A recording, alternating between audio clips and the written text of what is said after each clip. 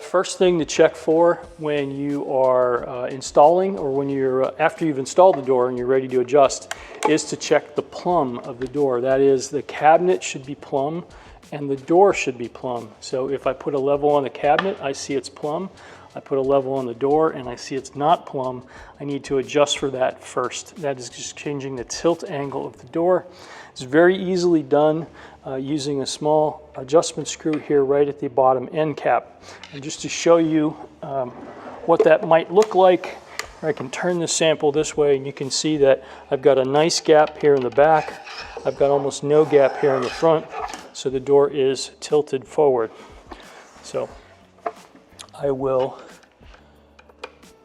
use that adjustment, and I had to dramatically turn this, so you usually won't have to adjust it this much in the field, but in order to make it show up nicely for the camera, I had to kind of over adjust things. So now I'm turning, and then you can see now at the door I've got a pretty nice gap at the front as well as in the back. So that adjustment is tilted the door back rather than front. All right.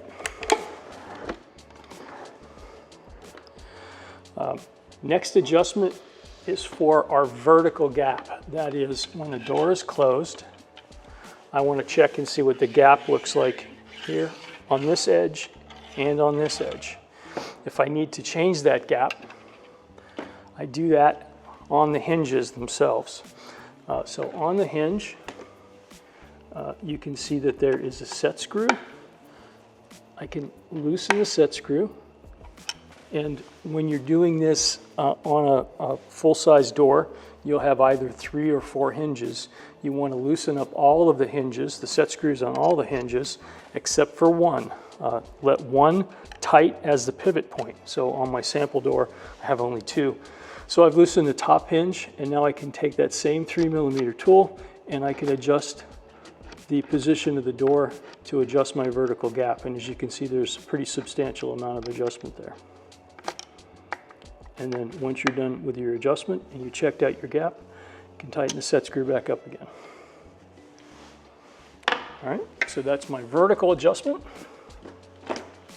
And now I can adjust the horizontal gap, and that is the gap that's at the top of the door. So when the door is closed, I want to adjust the gap here.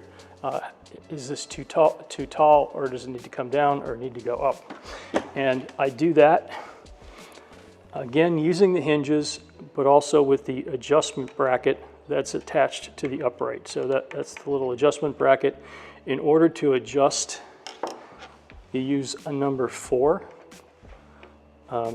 hex key. And right now I've got the hinges completely tight.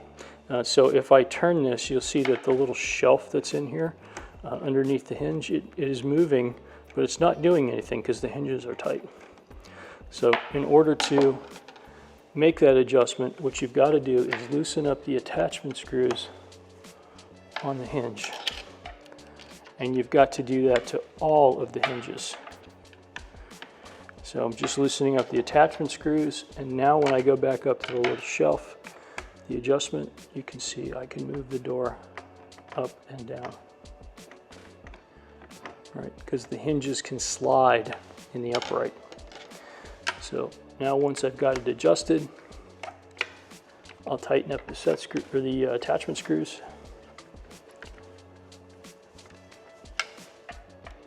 And I'm all set. Right. So far we've adjusted the tilt angle of the door. We've adjusted the door left and right and up and down. Last adjustment for the door is in and out. So that is when I close the door, is the door flush with the cabinet that's adjacent to it, or is it recessed or proud?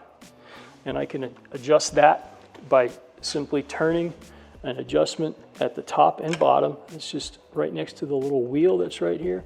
All you're doing when you turn, or when you adjust this, is you're moving it in and out. And actually you can see in and out right here next to the adjustment screw. So in this case, I'm moving it out, Do the same thing at the bottom.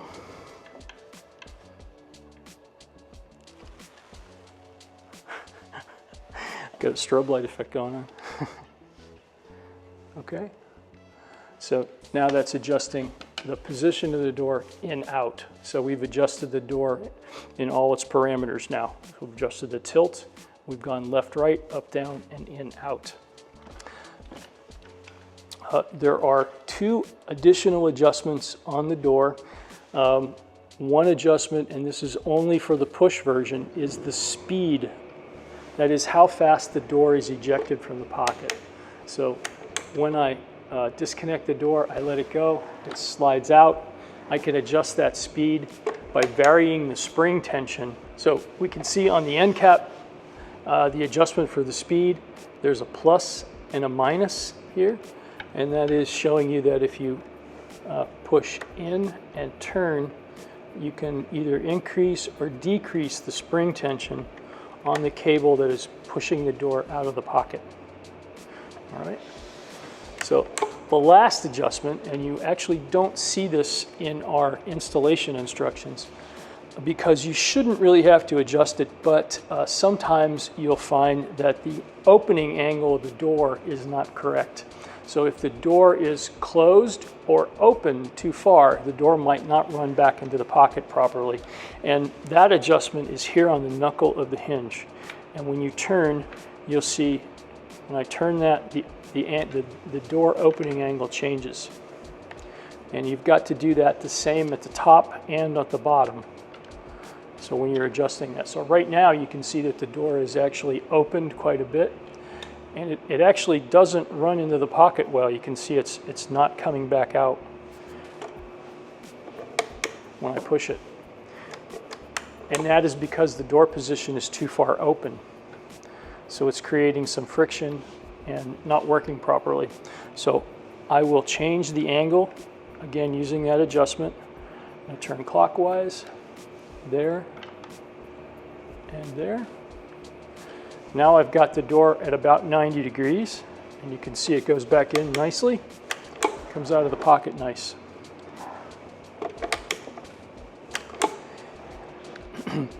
If you have a very lightweight door and the door is just flying out of the pocket too fast, one little trick is to actually close that opening angle down a little bit. That is, make it go less than 90 degrees. So I'll do that at the top and at the bottom. And now you can see that when I release the door, it's going to go very slow. Actually, I've over-adjusted just a little bit too much there. So I can make the door almost crawl out of the pocket. Again, by just creating a little extra friction between the door and the little wheel at the top and at the bottom.